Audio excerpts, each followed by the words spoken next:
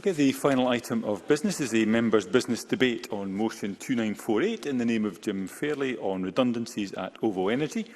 The debate will be concluded without any questions being put, and I'd invite members who wish to participate to press the request to speak buttons now or as soon as possible, or place an R in the chat function if they're joining us remotely.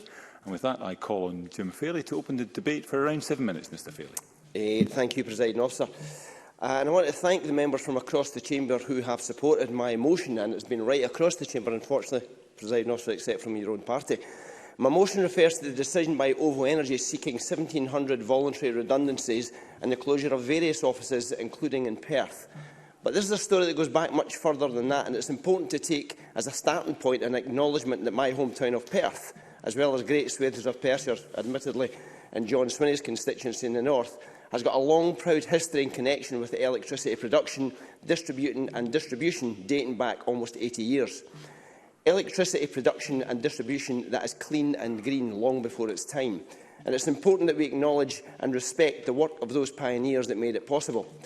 The North of Scotland Hydroelectric Board was formed with Hydroelectric Development Act in 1943, delivering electricity to the Highlands for the first time. Scores of hydro dams and power stations were built right across the Highlands, tapping into its uniquely positioned but challenging terrain. It was no easy feat, and with workers at St Fillan's in my constituency were setting a world record for tunnelling, a tunnelling record in 1955, grinding their way through 557 feet of rock in just 1 week. By the mid-1960s, Scotland could boast 56 dams connected by over 600 kilometres of rock tunnel, aqueducts and pipelines.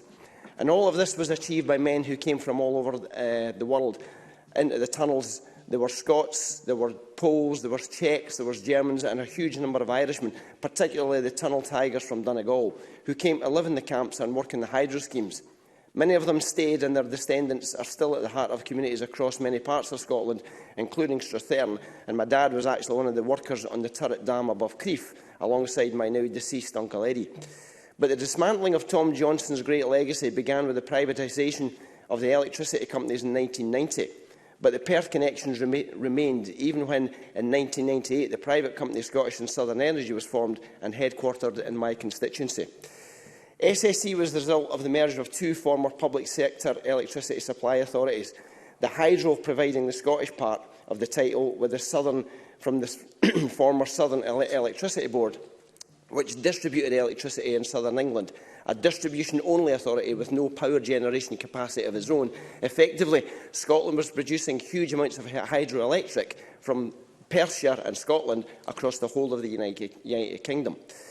SSE was rapidly established as one of the big six in the energy supply in the UK market, employing almost 11,500 people across the country.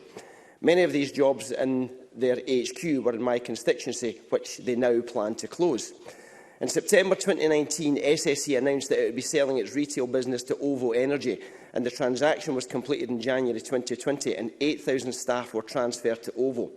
Stephen Fitzpatrick, Chief Executive and founder of OVO, declared, "There is a lot of work to do to bring the two businesses together, but we have a really strong combination of great talent, technology, customer centricity that will enable us to succeed." Alistair Philip Davis, Chief Executive of SSE, added, "We are very pleased to have completed this transaction, which we firmly believe is the best outcome for the business, its customers and its employees." The Daily Record reported a spokesperson who said at the time, "We have a detailed integration plan that leaders from both companies have collaborated on since September, and will share what we can when we can. In the meantime, individuals and teams will continue to work as nothing will change for the time being." And that last phrase should have rung the warning bell, because OVO backtracked on this only 4 months later, and hundreds were laid off in May 2020.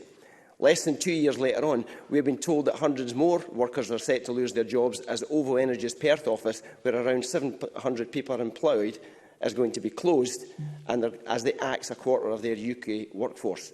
So was Alistair Davis Phillips, the CEO of SSE, fooling himself or us when he said he firmly believed the £500 million deal was the best outcome for the business, its customers and the employees? Now, my colleague Pete Wisher, MP for Perth and North Perthshire, was assured during a meeting with SSE and OVO when the takeover was announced that there would be no job losses. Time and time again, both companies, SSE and OVO, gave repeated assurances to staff across the country no redundancies would happen, jobs were safe, customer service was a priority, and that this talented, committed workforce were at the heart of that quality service delivery. Both companies have utterly betrayed that workforce. When the redundancies were announced, Stephen Fitzpatrick said, "There is never an easy time to announce redundancies, and this is a particularly difficult decision to take. But, like all businesses, we face a new reality and need to adapt quickly to enable us to better serve our customers and invest in a zero-carbon future." To better serve our customers, and I'll come back to that in a minute. He also stated, "We are seeing a rapid increase in the numbers of customers using digital channels to engage with us. And our experience, once customers start to engage differently, they do not go back." And in my opinion, that was the most telling sentence of them all. All the market analysis at the time of the takeover talked about digital capabilities of OVO. Digital capability means there is less need for people when you force customers to deal with an app rather than a human. My guess is that the redundancies were always the aim. And should we be surprised? Probably not. They are only letting the workforce... However, not only are they letting the workforce down, I would suggest they are also letting their customers down. Stephen Fitzpatrick clearly sees automation as the way forward, but we all know from experience that sometimes we just want to speak to a well-trained, well-informed human being who can help us with our issue, whatever that issue may be. And it is that resource, that human quality, that ability to be able to talk to someone who can actually help that is being lost. So when taking over, Mr Fitzpatrick praised the excellent team he was inheriting, and I would say he should use them, because Perth would be the ideal situation for OVO's new training academy. And along with John Swinney and Pete Wishart, I'm due to meet OVO management again soon, and I am once again calling on Stephen Fitzpatrick to attend himself as the owner of the business. His assurances were at the heart of the PR around this takeover, and he should give direct answers to his employees as to why he can no longer stand by those assurances.